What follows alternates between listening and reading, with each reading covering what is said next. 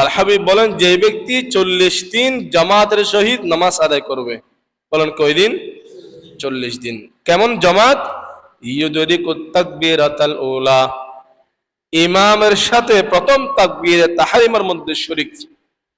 এভাবে যদি কোনো মুসল্লি একাধারে 40 দিন নামাজ আদায় করে, দুইটা বড় অপরাধ থেকে আল্লাহ তাকে মুক্তি দিবে।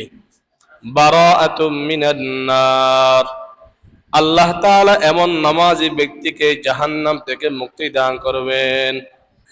আরেকটা কি?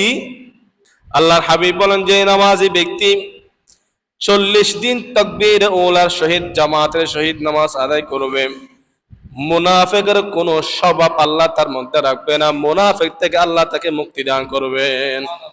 মিথ্যা কথা তার বলতে চাইবে না, আর ওয়াদা ভঙ্গ করবে না, কথায় কথায় গীবত করবে না। মুনাফিকের সমস্ত স্বভাব তার থেকে দূর হয়ে যাবে।